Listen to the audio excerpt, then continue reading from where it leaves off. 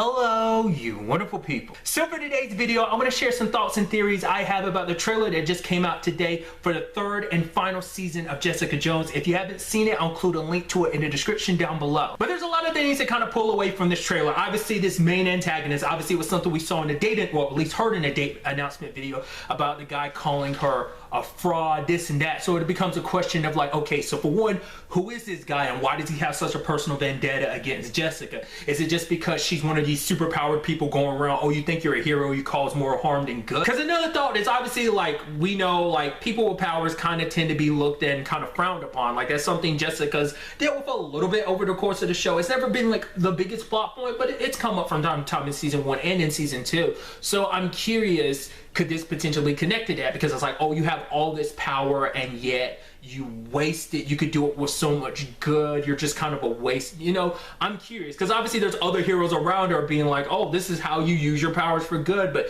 you don't do that because obviously there's every superhero in the MCU. You know, it's like, oh, you're sure as hell no Captain America. Makes you wonder, is that potentially, or at least something that's going to be used against her? Is it the main thing that's getting used against her, or maybe it's just a small little jab at her, that aspect?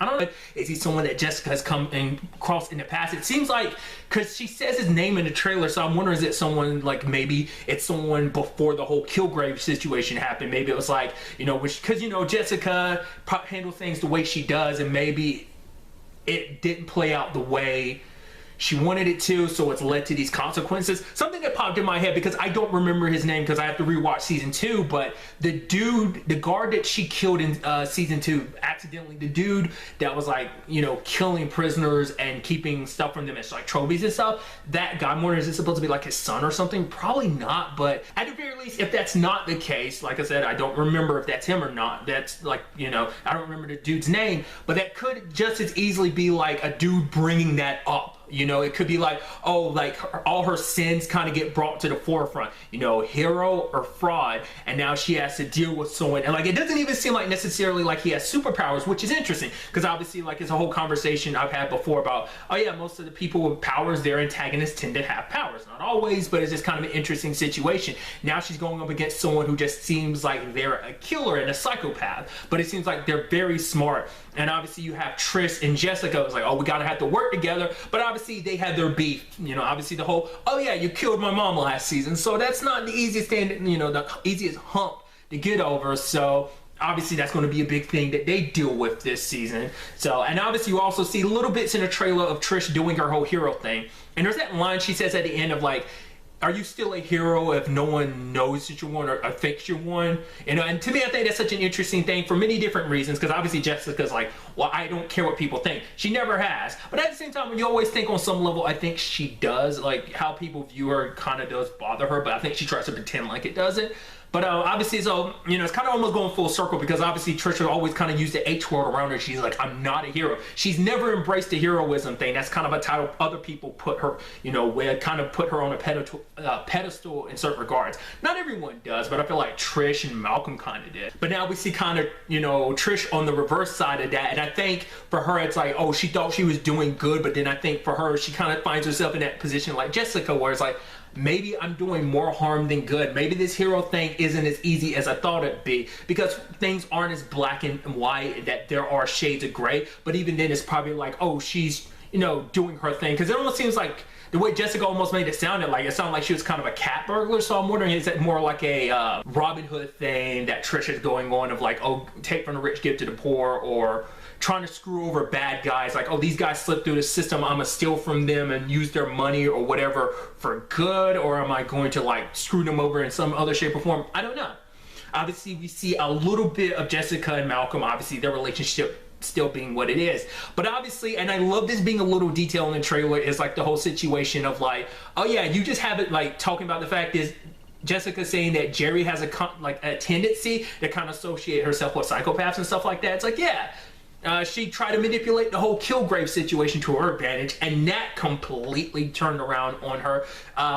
obviously she kind of got screwed over. Like, obviously she thought she was sick and everything. So that was a whole bunch of psychopaths. That was kind of on a different level, but kind of in the same vein. So now we see her doing that. Obviously she's probably just representing this guy, but still it's just a thing of like, yeah, you're not paying attention to what's going on. Obviously Jerry just kind of in it for Jerry. Obviously that's going to come, you know, screw her over in some shape or form that we're just not quite sure of yet. I'm curious too, because obviously where we left off Jessica in season 2, like things were kind of broken between her, Malcolm, and Trish, but obviously like she was in a good place in certain regards. I'm blanking on home dude's name from last season, the dude that, hey, she was kind of hitting things off with, the dude with the son. I'm curious like where that potentially went. Did she, you know, because Jessica can be very self-destructive, so was it this case? Was it something in between season 2 and 3 that makes her kind of like break that off, or like what happened? Because it seems, I don't know.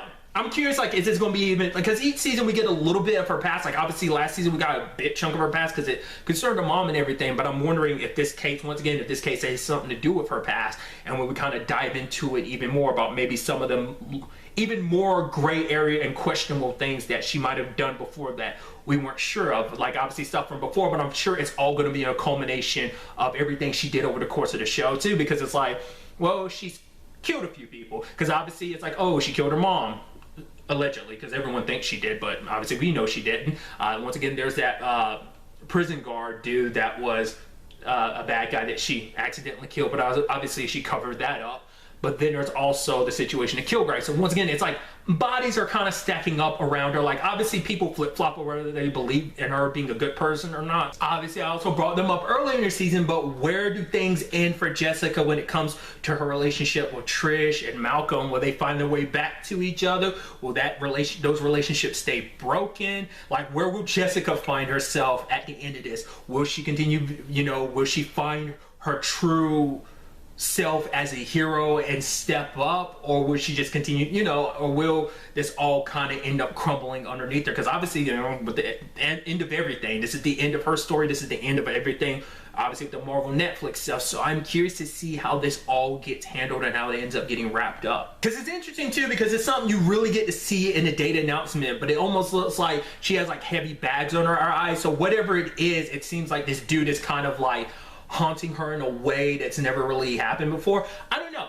It also makes you wonder, because obviously we got a little bit of it in season 2. I'm wondering, will there be any more Kilgrave stuff? Because Kilgrave is like, oh, no matter how much time passes, I'm always going to be in your head, because that's, you know, that's a trauma she can't necessarily escape. That's always going to be demons that follow her. So I'm curious to see, will we see that kind of resurface in this season? Because obviously it almost seems like all these other demons are resurfacing, so that might not be necessary, or might be it's just going to be an added bonus on top of all these other demons, you know, and just things that she's dealing with. I think we might see her kind of fall apart quite a bit this season. Even from what we see, it just seems like she's kind of on a very self-destructive path. Once again, she started off, well, she ended off somewhat good at the end of season 2, like I said, with exceptions, but I'm curious to see what sends her spiraling in season 3. Like, is it just this guy? Were there other things, and this guy's just kind of like the latest thing to send her spiraling? Or is this like the entire thing revolve around him? Is there other things at play here? I'm so curious. But these are just my thoughts and theories. In the comments down below, let me know some of your thoughts.